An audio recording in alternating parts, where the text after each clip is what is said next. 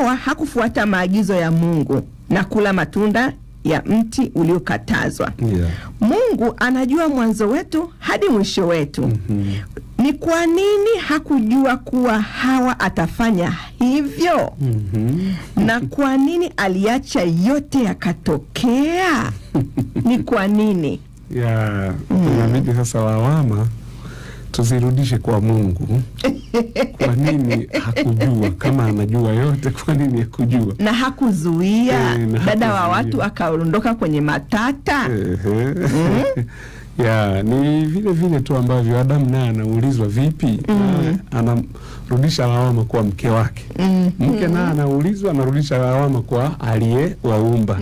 Maana yake ukimwambia kuwa wewe usingetuumba tusingechemka. Yes, lakini ingawa maandiko yanatoa taarifa za kutosha, ili kuelewa msingi wa hadithi hii, kuna maelezo fulani ambayo hayajatolewa na waandishi wa Biblia, ambayo yametuacha na maswali magumu yenye utata kama haya. Kama vile, kwa nini Mungu aweke mti ndani ya bustani ya Edeni halafu akataze watu wasile? Kwa nini? Kwa nini atutege? Kama dhambi ya uovu ilikuwepo, ilikuwa kabla ya anguko au baada ya. Lakini mimi ninachojua kulingana na kitabu cha Mwanzo sura ya 2 na ya 3 ni kwamba miti katika bustani ya Edeni ilipandwa na Mungu mwenyewe. Hii Edeni, ambayo Edeni inamaanisha manake ni kupendeza kwa tafsiri moja. Lakini palikuwa mahali penye maji mengi na mfumo wa umwagiliaji uliostawisha ile bustani ya Mungu, ambayo sasa alitokeza mito ambayo inatajwa kwenye sura ya 2. Si mto unatokea wapi huko, mto Tigris, mto Euphrates, yote inaelekea pale kwa ajili ya kunyeshea ile bustani. Ingawa Mungu alikuwa ni mtunza bustani mwenyewe awali, ila alimpa utume huo wa kuitunza hiyo bustani na kuilima, akampa Adamu.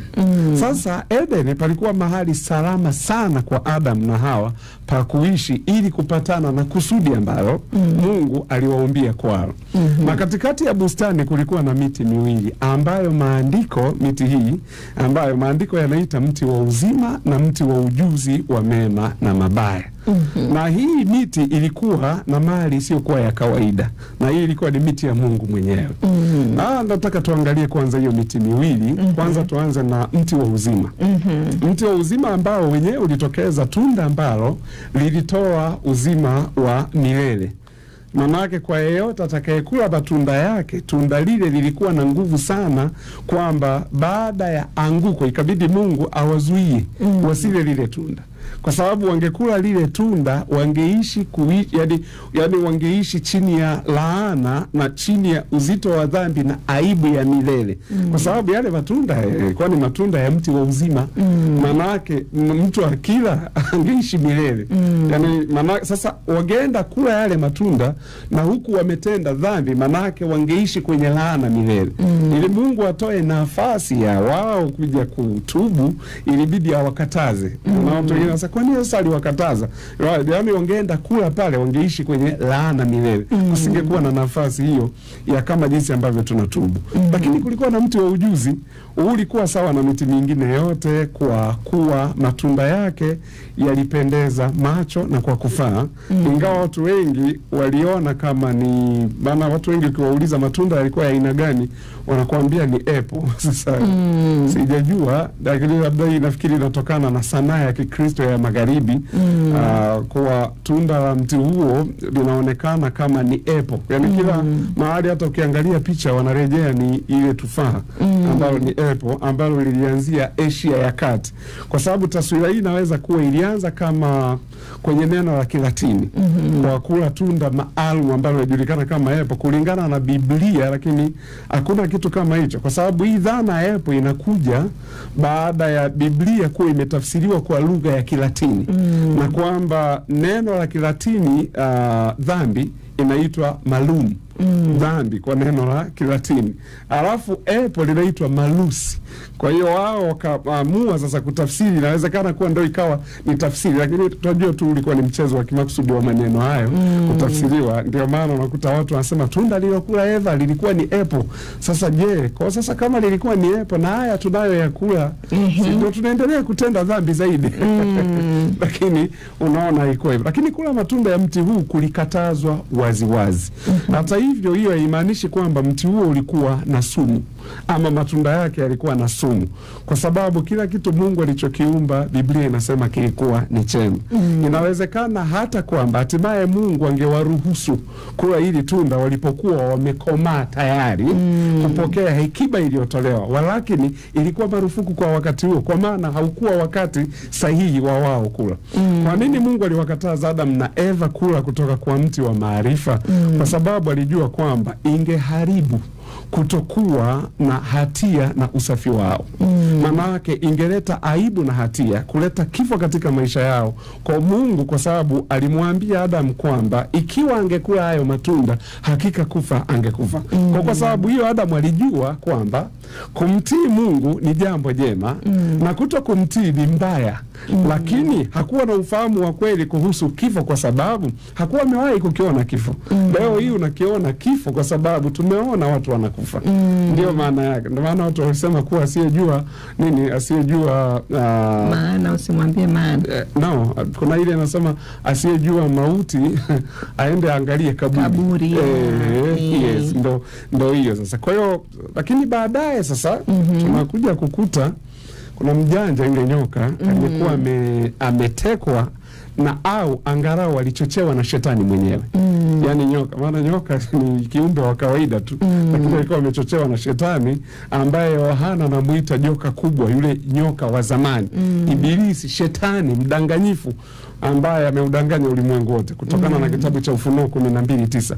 Kwa nyoka yeye hakumlazimisha Hawa kuchukua tunda, alipotosha tu ukweli na akaipamba dhambi na kuacha kutisha na kuwa maumivu ya aibu na kifo ambacho kingekuja na kutokutii kwao. Baada ya matukio yaliyozoeleka, jaribu la nyoka lilifanya Hawa kula tunda na kumpa mumewe ambaye ni Adam alikuwa akimtazama kwa utulivu kabisa wakati mkewe anakula.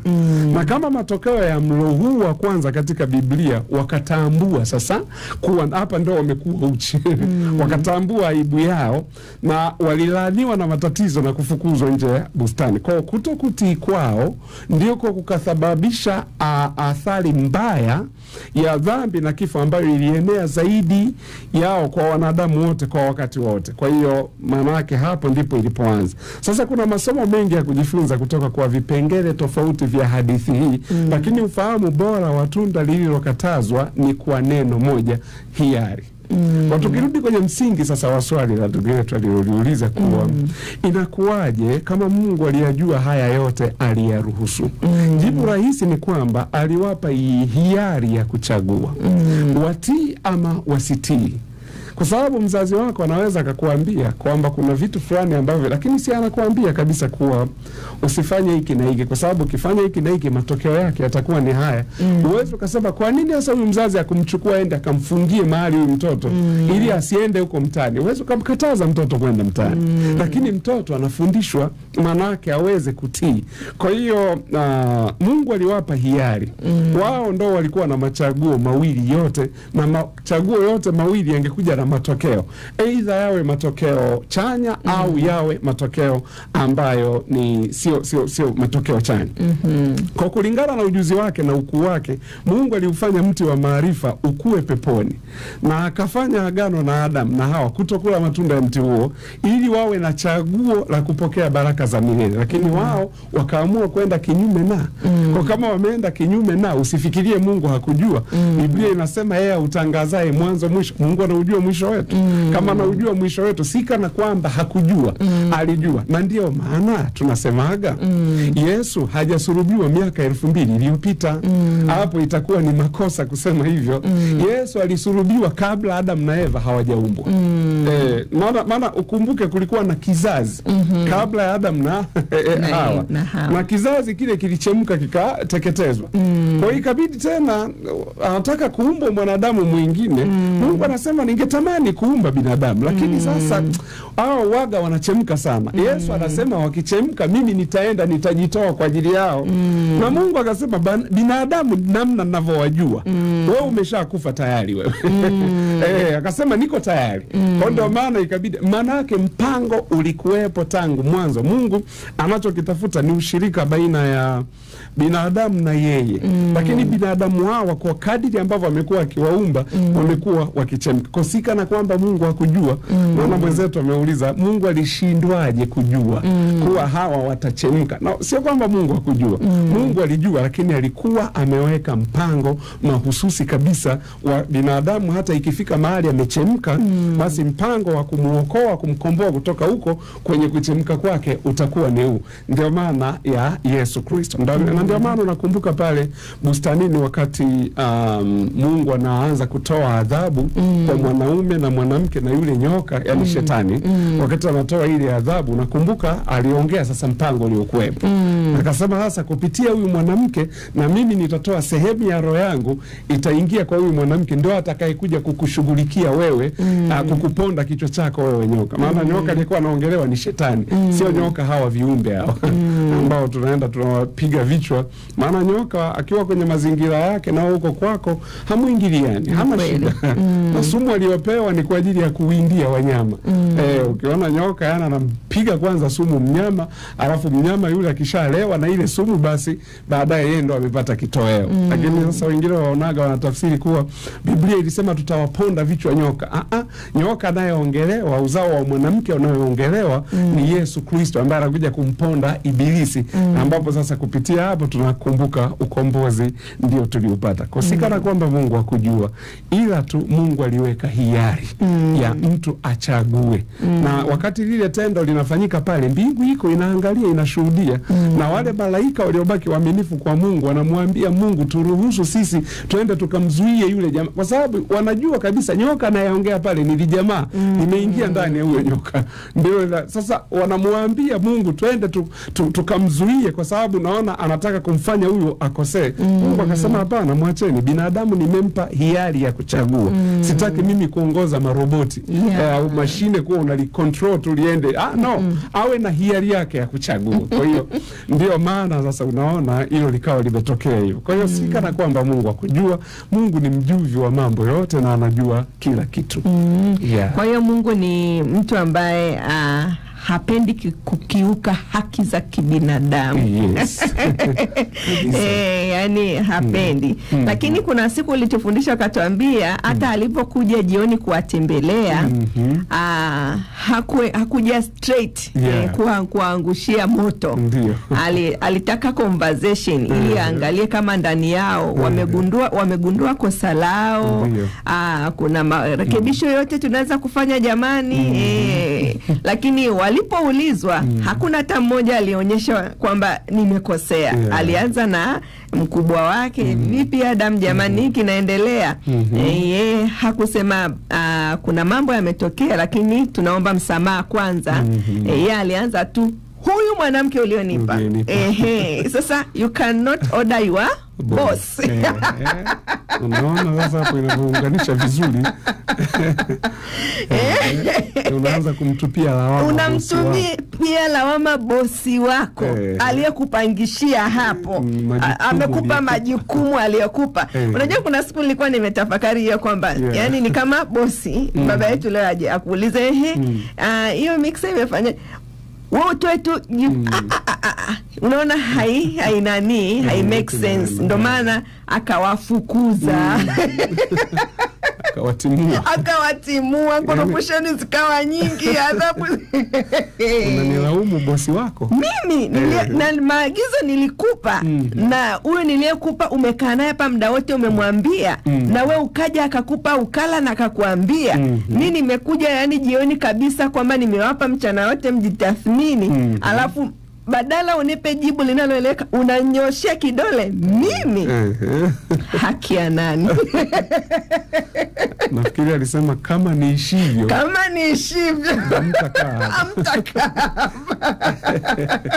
Yeah. Kwa hiyo ndio picha ambayo ilikuwepo, akawafukuza. Kwa hiyo hatuwezi pia tukamlaumu kwamba kama alikuwa anajua mbona si ya kufanya.